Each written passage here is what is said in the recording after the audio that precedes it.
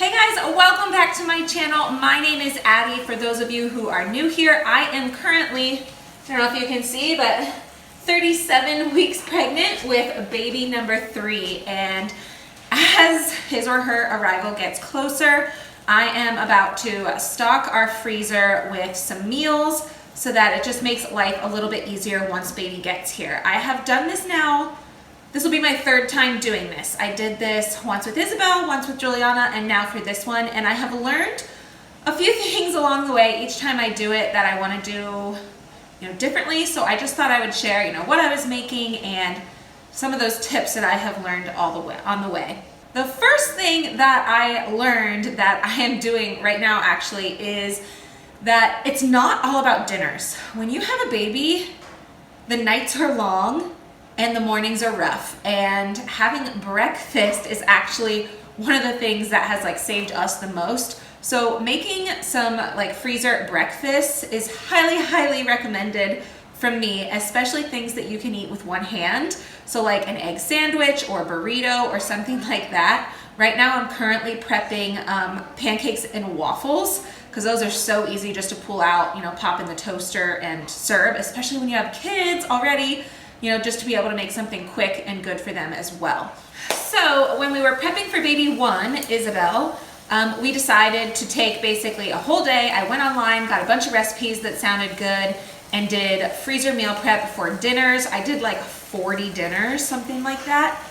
And we did it just all in one day. Dan and I did it together. And basically what I learned from that experience is that we do not like a lot of traditional freezer meals that you can find online. A lot of them use chicken breast, and you marinate them and then you freeze them and then you pull them out and you put them in the crock pot. Well, 9 times out of 10, that turned out dry for us. All the recipes we did not like them almost at all. We never wanted to eat our freezer meals. It was just we did not love them. We did not love what we could find. So for baby 2, when she came, I knew I wanted to do something different. I had learned from the first one that breakfast was an issue, so I knew I needed to prep some breakfasts. And I didn't want to take a whole day because we already had a child to take care of, so spending a whole day doing prep was not going to work. So I thought, I'll just double up on dinners, make one thing for dinner, and then freeze the other half. That ended up working so well for us. We knew exactly how the dinners tasted, what they would be like, and then we were able to pull them out. They were already pretty much cooked for the most part, so we just had to reheat.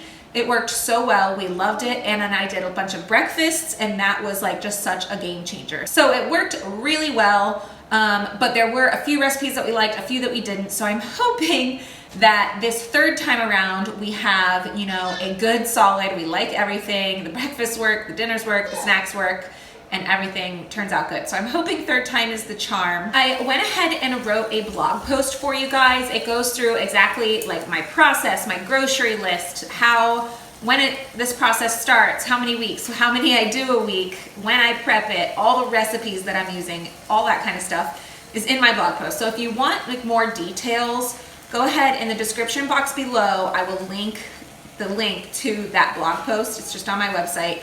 And you can go and grab that and read through that. That might be a lot easier. But I will go ahead and just walk you through some of the basics while, I do some of this prep. So I guess the first tip I can share with you is that when I make waffles, I pull them out and then I put them on this cooling rack so that they stay kind of crispy before I freeze them and they don't get real floppy, if the condensation, if you put them just on a plate or something. So I put them on here, and then once they cool, I'll just transfer them and stack them to a plate. So that has helped keep them really nice and crispy if you like that kind of waffle. All right. So as this one is done, I'll go ahead and pull that out. Put it over here. And then start another one. So this whole process for me starts about 4 weeks prior to baby. So it starts about 36 weeks pregnant. And then basically what I do is I plan to make dinner 3 nights in a row, doubling what I make, and then I do a night off to basically give myself a rest and then eat any leftovers that we didn't finish. And then usually we'll do that 3-day process again. So 3 days on, 1 day off, 3 days on. And that kind of just goes for the 4 weeks. I end up making about 20 dinners. And then I usually do 1 or 2 days of major prep where I do the breakfasts and the snacks and lunches and that sort of thing. So today's that like one big day of prep where I'm doing breakfast, I'm doing the pancakes and waffles like I said, I'm doing French toast, quiche, energy balls, muffins, all those sort of things. That's like, I'm just gonna knock out it'll take me 2 days. So I'll knock those out in 2 days. So that's basically my process for this and really like what I plan to do. So again, if you want to see exactly what I'm making, like the recipes and that sort of thing, you can just go to the blog post, but that is my basic general process in doing this meal prep, especially when you have kids. All right, so as I am nearing the end here of, waffle and pancake prep, I just wanted to note that another thing when you are doing freezer meals, you do not want to put anything in the freezer until it is completely cooled off and back to room temperature. So I will leave these here for, a couple hours while they, get to room temperature and then put them in the freezer bags and put them in the freezer. Make sure you label them as well. Get a good Sharpie, label what they are because you will forget. And yeah, just wanted to note that. Okay, I'm about to move on to energy balls, but before I do, I have to go downstairs and get some extra supplies from our storage pantry thing. But I'm gonna run these down while I'm there. So this is like things that I prepared a night ago, 2 nights ago, that I'm gonna now throw in the freezer. So this is maple Dijon chicken. And I usually, when I do make the chicken, I let it marinate for, 24 hours before I freeze it, just so that the flavor actually has time to infuse before it's frozen. And then usually if it was, winter time when I was doing this, I would have cooked the chicken first and then frozen it. But since we're having our baby beginning of summer, and when we pull this out, it'll be summer and we can grill it, I'll pull it out, thaw it, and grill it. Because I do like chicken that way. So just wanted to clarify, this is one of our dinner options. And I also made twice baked potatoes to go with it. So those are in the freezer. And then here's another one. This is a chicken cordon bleu meal. So I'll put this in the freezer. And then I have previously made some blueberry lemon muffins. And I'm putting these in the freezer, so these will be nice and easy to pull out. I have, multiples of them because they're so good. But I just wanted to show you that, those are the types of things that I'm gonna go put in the freezer. You're not gonna see many dinners actually made in this video because I do that over time. I don't do those in one day. So I just wanted to give you an example of what the dinners are. And you can find all the dinners I'm making on that blog post. So remember to check that out if you wanna know the dinners that we're making. I just put those in the freezer and then thought of one other thing. So when you freeze things, make sure you freeze them flat. So if you have that Dijon chicken, don't just put the bag in, lay the bag flat on a tray or a shelf or whatever it is. Once it's frozen, then you can manipulate it and put it wherever you want. But when you first put it in there, lay it flat because it's gonna save you so much storage space. And when you're meal prepping, 20 meals plus lunches and breakfasts, you need all the space you can get. All right, we just finished mixing the energy balls. This is literally my most requested recipe. Every time I post it on Instagram, people are always messaging me for it, and I went ahead and just put the recipe on my website, so I'll link it, and it'll also be linked in the meal prep blog post, so you can find it in 2 places. But this is so good.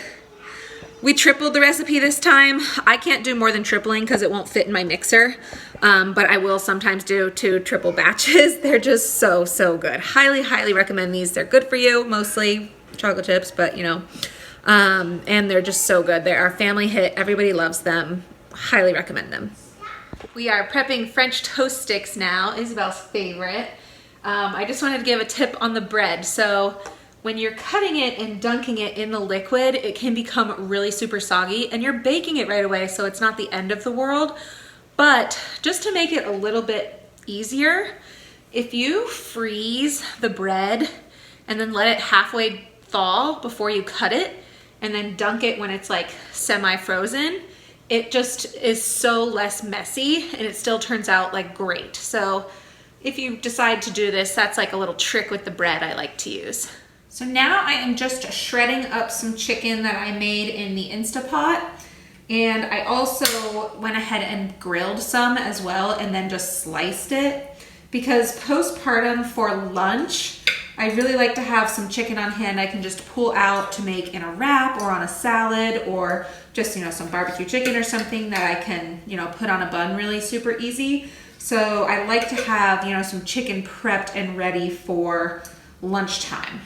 All right, so I am done with day one. I'll show you what I've made for today, and then I'll go ahead and make the rest of the breakfast lunches in a day or two or a week, you know, whenever I'm feeling the motivation to do so. All right, so I made breastfeeding cookies.